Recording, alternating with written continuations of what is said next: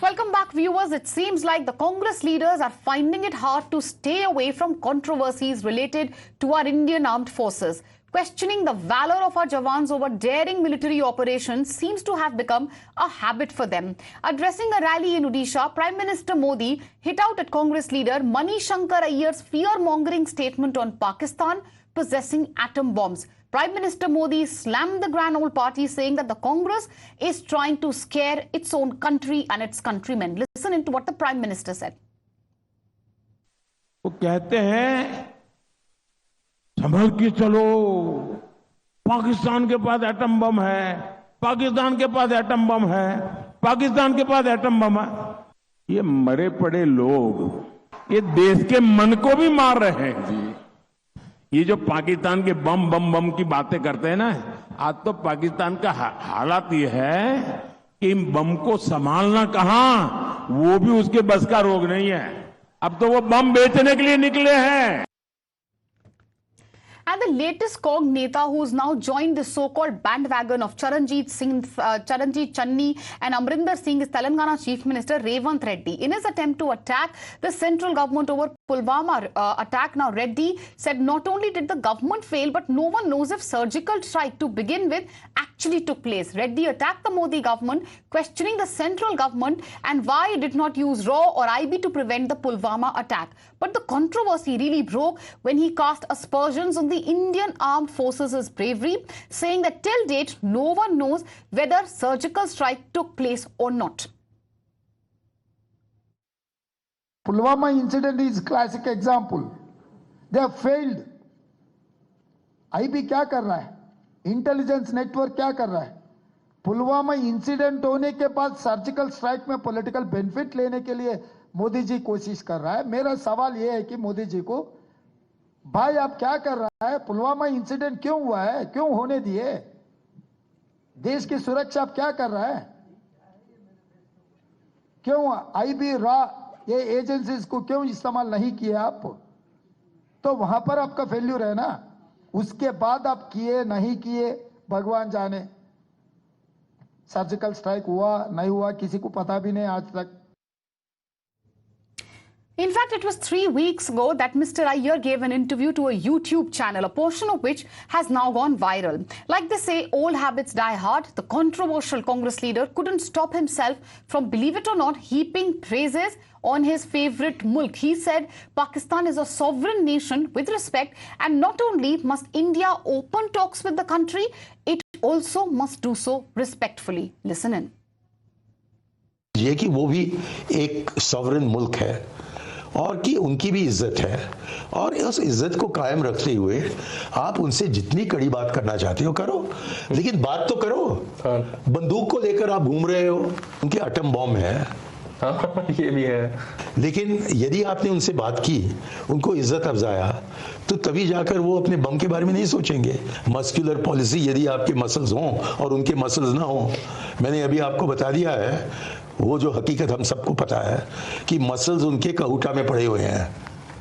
In fact, days before, former Punjab Chief Minister Charanjit Singh Channi called the terror attack on IEF convoy in JNK's Poonch a pole stunt. Another Congress leader has given a clean chit to Pakistan. While speaking on 2019 Pulwama terror attack, the remark comes from former Minister and Grand Old Party's Faridabad candidate Mahendra Pratap Singh, who was called Pulwama attack a jumla and a political game which was played by the Modi government. He went on to raise question on India's Balakot response to Pulwama attack, as part of which IEF reportedly, according to him, had bombed the JAM terror training camp in Balakot, something which he is questioning. In fact, Mahendra Pratap Singh said that bombs were dropped in deserted spaces and that no one was killed.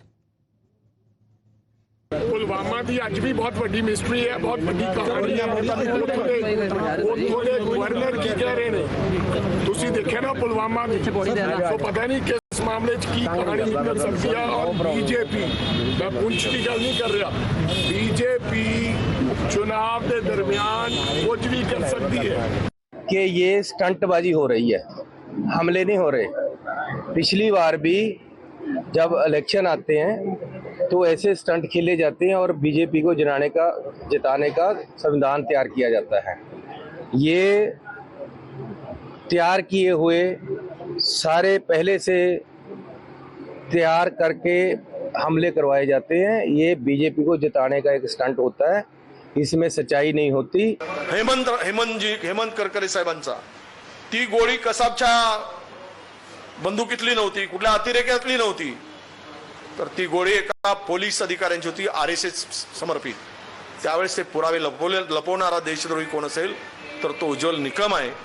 आणि अशा देशद्रोहाला जर ticket Bharatiya Janata पक्ष देत असेल तर मात्र हे देशद्रोह्यांना पाठीशी घालणारा पक्ष आहे का, हा प्रश्न येतो आहे। और जनता के इतने बड़े दरबार में कोई पार्टी अगर झूठे कह दे और मान ले जुमलाए तो उसको सजा देनी चाहिए थी आपको, लेकिन सजा नहीं दी। क्यों नहीं दी? कि दूसरा जुमला आ गया, वो था पुलवामा, वो भी आज झूठ साबित हो गया। उन्हीं के गवर्नर ने कह दिया, सतपाल मलिक ने, कि भाई मैंने तो कहा था। मोदी जी ने कहा चुप रहिए, हमारा काम है जो कर रहे हैं। ये खेल खेलना था, एक छद्म राष्ट्रवाद का एक वातावरण देश में क्रिएट करना था।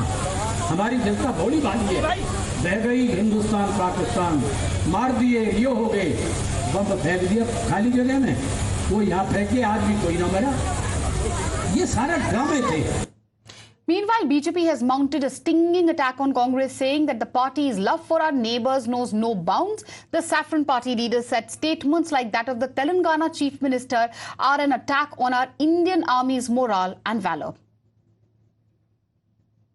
परंतु कह रहे ये सर्जिकल स्ट्राइक हुआ भी या नहीं हुआ ये पता ही नहीं है। मतलब कि सेना के मनोबल पर सवाल खड़े करना, उस पर हमला करना और सेना के शौर्य पर सवाल खड़े करना, ये वही कांग्रेस है जिसने बार बार सेना के सर्जिकल स्ट्राइक को खून की दलाली, पुलवामा पे कहना कि उसके बाद जो बालाकोट एयर स्ट्राइक हुआ उसमें चील कौवे मरे, सड़क का गुंडा सेना को कहना, बार बार सेना के मनोबल को तोड़ने वाले बयान देना, पाकिस्तान को पुलवामा पर क्लीन चिट देकर उन्हें अंतर्राष्ट्रीय मंच पर कितना बड़ा एक बहाना दे रही है कि वो आतंकवाद के आरोपों से बच सके। तो रेवंत रेड्डी जी जानकारी नहीं है या इतनी मोहब्बत है कि राहुल गांधी के लिए साहब कहने वाले पाकिस्तानी मंत्री के कहने के बाद भी आपको दिखाई नहीं पड़ रहा है, सुनाई नहीं पड़ रहा है। तो सोते व्यक्ति को जगा कर दिखाया जा सकता है और जागा हुआ जो आंखों से भी न देखना चाहे उसे दिखाया नहीं जा सकता।